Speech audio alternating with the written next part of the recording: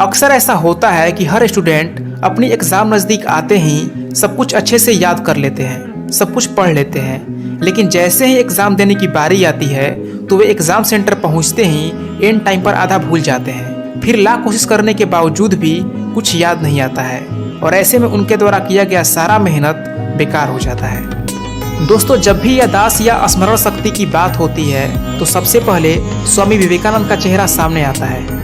उनकी याददाश्त इतनी मजबूत थी कि अगर वे किसी भी पेज को एक बार ठीक से पढ़ लेते थे तो उस पेज पर लिखे हर एक शब्द उनके दिमाग में छप जाते थे।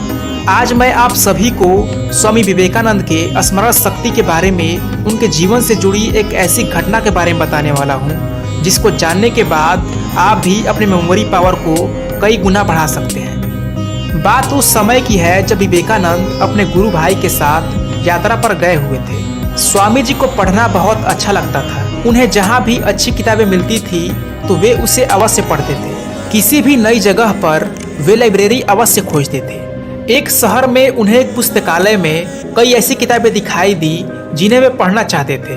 किताबें पढ़ने के लिए स्वामी जी और उनके गुरु भाई कुछ दिनों तक उसी शहर में ठहर गए। गुरु भाई उन्हें पुस्तकालय से संस्कृत और अंग्रेजी की नई नई किताबें लाकर देते थे। स्वामी जी उन किताबों को पढ़कर एक ही दिन के बाद वापस कर देते थे। कई दिनों तक ऐसा ही चलता रहा। लाइब्रेरियन ये सब देखकर हैरान था। उसने स्वामी जी के गुरु भाई से पूछा कि क्या आप इतनी सारी नई नई किताबें केवल देखने के लिए ले जाते हैं? यदि इन्हें केवल देखना ही है तो मैं यूं ही यहाँ पर दिखा देता हूँ। रोज इतना वजन उठाने की क्या आवश्यकता है?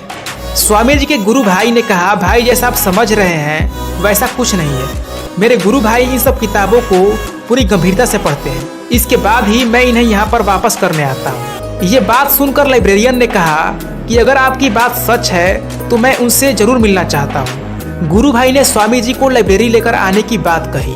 अगले दिन गुरु भाई स्वामी जी को लेकर लाइब्रेरी पहुँच गए। स्वामी जी ने लाइब्रेरियन से कहा कि महाशय आप हैरान ना हो, मैंने न केवल इन किताबों को पढ़ा है बल्कि मुझे पढ़ा हुआ सब याद भी है।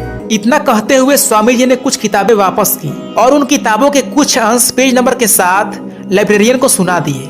लाइब्रेरियन ये सब सुनकर चकित रह गया और उसने स्वामी जी से इतनी अच्छी याददाश्त का रहस्य पूछा। तो स्वामी जी ने कहा कि अगर पूरी एकाग्रता के साथ कंसंट्रेट होकर कुछ पढ़ा जाए तो पढ़ा हुआ लंबे समय तक याद रहता है, लेकिन इसके लिए एक और बात आवश्यक है कि हमारे मन की धारण करने की शक्ति अधिक से अधिक होनी चाहिए और ये शक्ति ध्यान और अभ्यास से आती है। दोस्तों, जिस तरह से लगातार एक लेंस से सनलाइट को पास कराया जाए तो वह कागज को जला सकता है, ठीक उसी प्रकार यदि कोई व्यक्ति अपने दिमाग को किसी एक चीज पर फोकस करे, किसी एक चीज पर कंसंट्रेट करे तो वो उस चीज को लंबे समय तक याद रख सकता है। हमारे दिमाग में असाधारण और असीमित शक्तियां छुपी हुई है, परंतु हम जैसे लोगों का दिमाग अनेकों चीजों में बटा होता है। अगर हम अपने दिमाग को इतने कामों में लगाने के बजाय किसी एक काम पर लगाए तो हम अपने मेमोरी पावर को हजारों गुना बढ़ा सकते हैं।